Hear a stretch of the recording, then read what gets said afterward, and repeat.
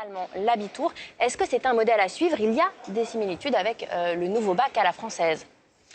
Il y a des similitudes en effet, mais ce qui est très intéressant dans le reportage que vous venez de montrer, c'est que l'Allemagne est en train de faire un chemin qui est l'inverse de celui que nous faisons aujourd'hui en France avec la réforme proposée par Jean-Michel Blanquer. L'Allemagne a réagi de façon très forte au choc qu'a été pour elle l'enquête PISA qui, publiée il y a quelques années, avait montré que ses élèves n'étaient pas dans les meilleurs. Et elle a tenté d'abord d'harmoniser, on le voit, les politiques éducatives entre les différentes régions, de rapprocher par exemple les systèmes de notation, et puis de diminuer la spécialisation qui était offerte aux lycéens en offrant un tronc commun plus solide de culture générale. Nous faisons exactement l'inverse aujourd'hui en France, c'est-à-dire que nous décentralisons l'évaluation à travers des épreuves qui ne sont pas vraiment des épreuves de contrôle continu, on n'a pas fait un choix clair et donc elles sont très complexes pour les établissements, mais elles vont être beaucoup moins lisibles et le bac sera beaucoup moins national. Et puis simultanément, nous accélérons la spécialisation au lieu de transmettre cette culture générale dont je crois les élèves ont besoin plus que jamais aujourd'hui. Donc au Luxembourg, il y a plutôt un même diplôme pour tous. François-Xavier Bellamy, on vient d'entendre un enseignant en grève. Vous comprenez leurs revendications? Non seulement je la comprends, mais je la soutiens. Moi, je suis professeur de philosophie et j'ai exercé jusqu'à mon élection ici l'été dernier. Et je crois que ce qui se joue d'ailleurs dans cette réforme et la manière dont elle est mise en œuvre, c'est un mépris très profond du métier d'enseignant, du travail de l'évaluation et du travail des élèves. En fait, ces épreuves n'ont pas été préparées.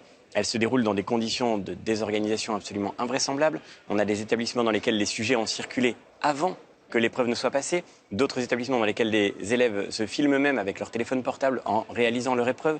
On voit bien que tout ça n'est pas sérieux. Rappelons que le baccalauréat, c'est le premier grade universitaire en France. C'est-à-dire que c'est une manière aussi, et je crois que c'est très important, nous l'avons vécu comme cela, nous aussi, comme élèves, d'avoir ce rite de passage. François-Xavier Bellamy, vous êtes d'accord avec Clotilde Armand? Qu'est-ce qu'on peut faire pour éviter justement la fuite des cerveaux de l'Est vers les autres pays de l'Union européenne? Est-ce qu'il faut harmoniser un petit peu l'enseignement, le baccalauréat et autres au sein de l'Union européenne? Alors il faut faire en sorte que cette fuite des cerveaux effectivement soit limitée, ce qui ne passe que par le fait qu'effectivement nos économies puissent marcher du même pas aussi, en ce sens que la rémunération sera plus attractive en Roumanie de manière à pouvoir y maintenir les esprits que vous aurez formés. Moi je ne crois pas qu'il faille centraliser l'éducation au niveau européen. On voit déjà comme chacun de nos pays a du mal à ajuster la réponse éducative à la population à laquelle elle doit s'adresser. Je pense aussi qu'il y a des différences dans les cultures, dans les traditions éducatives qu'il faut pouvoir respecter. Mais je crois en revanche que nous devrions, et je parle là pour mon pays aussi, avec peut-être plus d'humilité, regarder ce qui fonctionne ailleurs, regarder ce qui a marché dans d'autres pays pour pouvoir nous en inspirer. Je pense à ce qui s'est fait en Allemagne, par exemple, effectivement, depuis quelques années, je pense...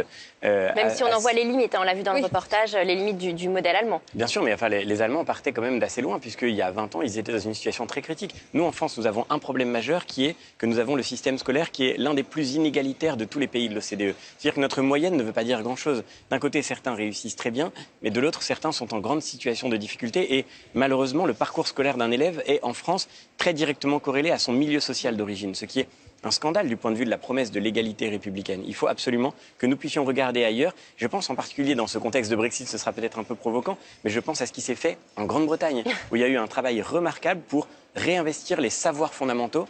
Et aujourd'hui, on le sait, la Grande-Bretagne a de bons résultats dans les classements PISA et dans le domaine éducatif. François-Xavier Bellamy, un dernier commentaire sur la recette du modèle estonien. Si l'enquête PISA a toujours montré quelque chose, c'est que le facteur décisif pour la qualité de l'éducation, c'est l'enseignant. Et donc il faut investir pour avoir de bons enseignants, pour les rémunérer comme il faut, pour pouvoir attirer les meilleurs et puis pour pouvoir les former correctement. Et la dernière chose que je voulais dire, pour revenir sur ce que vous disiez tout à l'heure, c'est à titre personnel, je ne crois pas du tout qu'on puisse opposer les savoirs et les compétences. Je pense que nous ne sommes ouverts au monde, nous ne sommes rendus capables d'apprendre, de nous mettre en relation avec les autres que par des savoirs très fondamentaux que nous avons pu recevoir. La lecture, l'écriture, les capacités de calcul qui construisent la raison critique. C'est cette transmission d'un héritage qui fait que nous sommes capables d'inventer notre avenir. Et je crois que c'est ça le grand pari éducatif qu'il faut savoir retrouver. Très bien.